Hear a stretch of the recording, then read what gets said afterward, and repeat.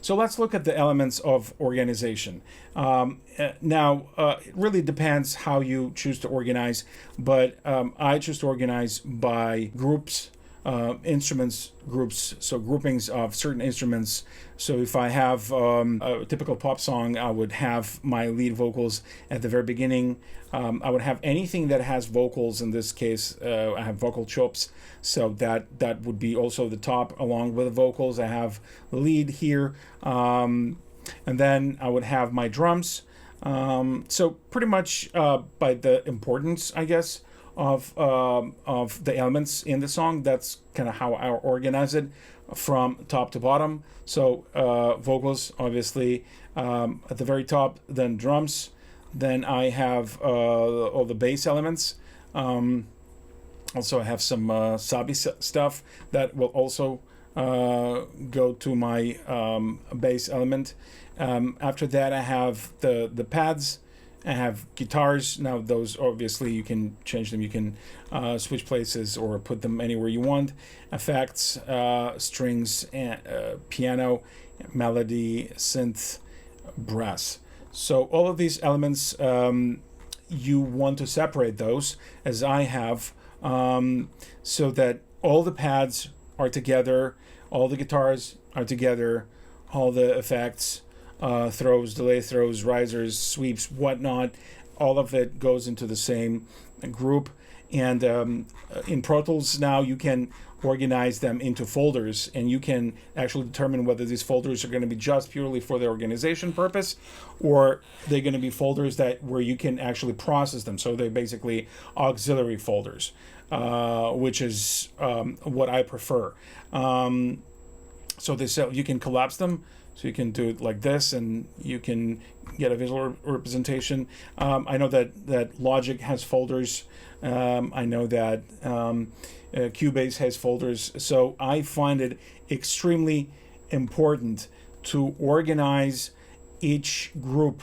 Let's say if you're mixing a huge orchestral score, organize it the way the orchestration works in the same order. So starting from flutes and oboes and clarinets, and then going to horns, and then you have the keyboards like Glock and harps. So every single musical family would be organized into a separate folder.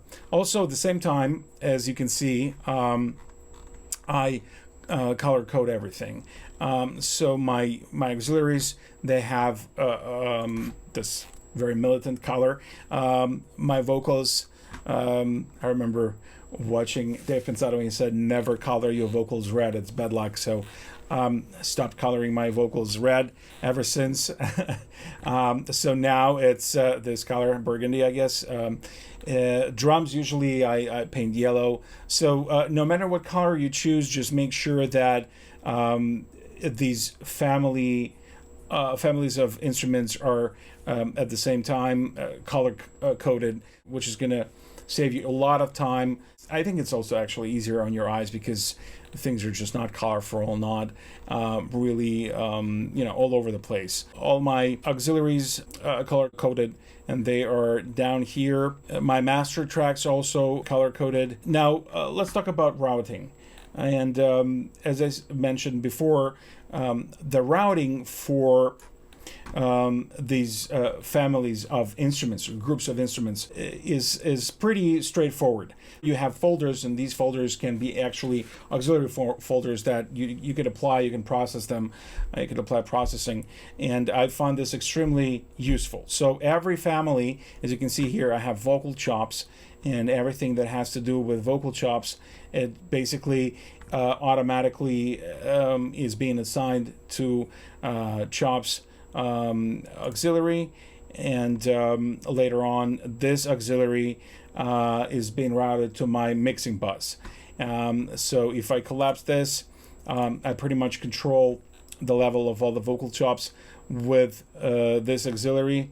So it gives me freedom to control the volume. The same goes for drums, and the same goes for every single family. So I find this extremely useful and simple. Now, at the same time, I have reverbs. They're being separate. They're not going together with the channel, with the chops, and that is so I can later on print them. I have a separate auxiliary for all my reverbs that eventually go into the mix bus as well, but it gives me flexibility. Instead of sending them directly to my vocals auxiliary, I send them separately to mix bus, and then I can record them and process them separately if I have to, or if I feel like it.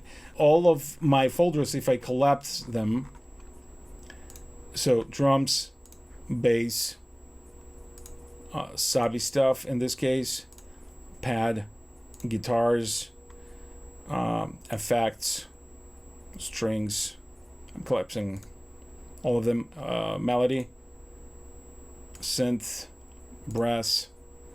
As you can see, all of these tracks right now, they go to Mixbus, which is my routing master bus. Router is right here. And from here, I basically print back into Pro Tools. Routing is very, very simple, as you can see. Now, again, the reason why I allow this routing to be so simple is, as I mentioned before, most of these tracks are already processed.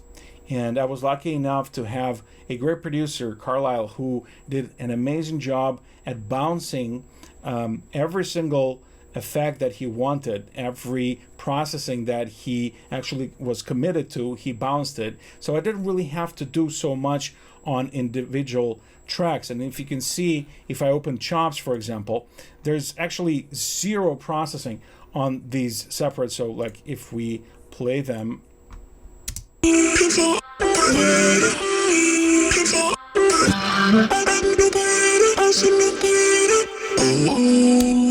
so as you can hear, there's already tons of processing applied here. I don't even want to guess, but I assume it was a pretty elaborate digital processing here applied. And all I had to do was maybe to apply, to do something extremely minimal in order not to really mess up his vision of what these chops should sound like. So in this case, I think there was a certain frequency that was a little bit piercing to my ears, so I just decided to tame it a little bit with the spectral shaper that I like very much. And it's very subtle, and it doesn't really change the character of the sound. At the same time, it really tames those frequencies that I thought were too piercing. Let's look at maybe let's take pads at the same time and see what we have here. Again, if you look at the pads, there's not a lot of processing happening here as well. Certain sounds are just don't process at all. For example, this.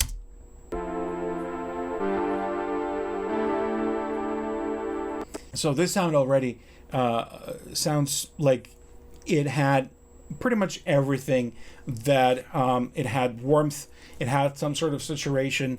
It sounds very sort of dynamically compressed, so I didn't see any reason to add anything else to it.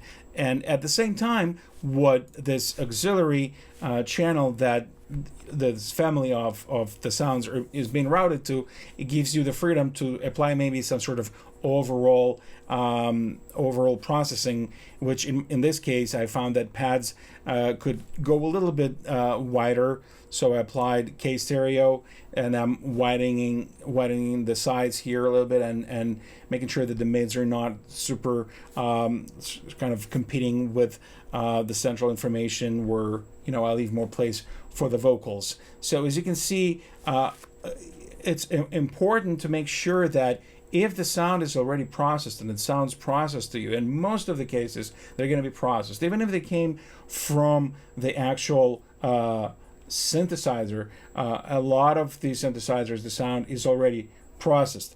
If it came from a sampler, if it came from Contact Player, a lot of the times the sounds that you hear, the samplers, they're already processed. So again, you have to be really careful whether you want to double down on the original processing, because another thing you have to remember, that all this information is going to be sent eventually to my mix bus, and additional processing is just going to pile up, and multiple stages of compression and saturation and other things are just going to pile up. And with this amount of information, it's going to be extremely difficult to create a dynamic and a punchy mix. So that's another thing you have to be really careful about, that the amount of information also requires you to be extremely responsible, because the information that's going to be later on sent to your master bus is going to be multiplied, and if you apply 15 compressors to 20 tracks, it will definitely sound like there's a lot of compression. That's why you have to be very careful with not to overprocess things. Let's look at another examples. Now, guitars, obviously, guitars, I felt like they needed most of the work here. So maybe let's just listen to the guitars soloed.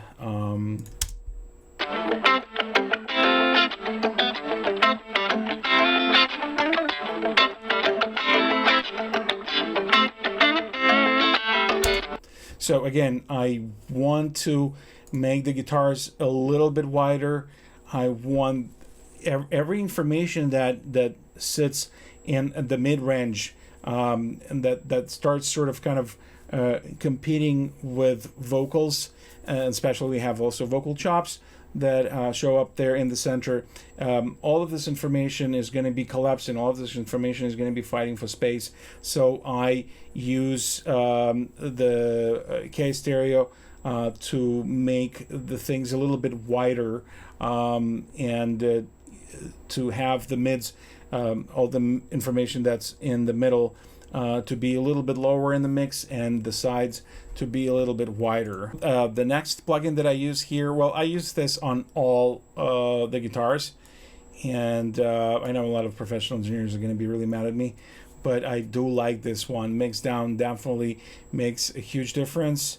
It's just something that it's a kind of processing that I just love, that adds, I don't know what's underneath the hood here and what processing goes into driver glue, but it just sounds good. And let's just listen to it with.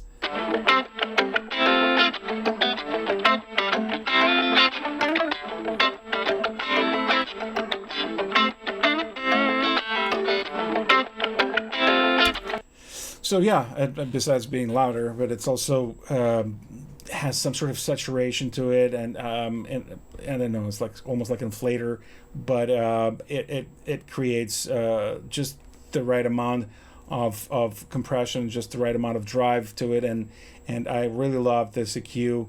It really brings up the punchiness of the guitars. Another thing that I use a lot is Neutron's Transient Shaper, and I really like this plugin because sometimes I feel that distortion and saturation affects the initial transient, and with Neutron I can actually compensate for that, for the loss of certain transient, and as you can see here, it's very subtle.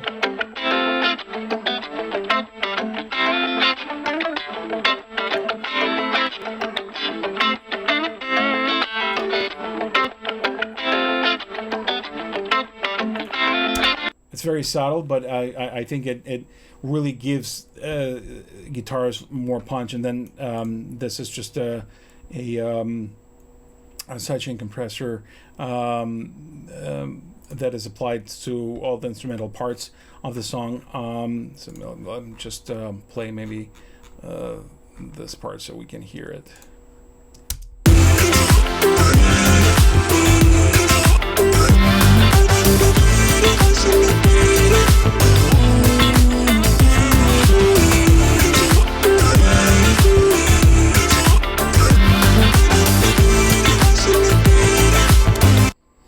Okay, so yeah, it sounds very, very rich. It sounds great, in my opinion, with all these elements working with each other.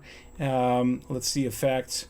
As the same thing goes for the effects. As you can see, There's pretty much zero processing on every of these channels. They simply don't require it. And again, I'm doing pretty much the same thing here. I love this plugin, this wider. It also gives me a wider spread for the effects, so so all the information, vocal information, can sit tighter in the middle. Piano, as you can see, hardly processed. Just an EQ, overall EQ on the piano, and a high pass, and that's pretty much it. Once I have all of these things dialed, I have my master bus chain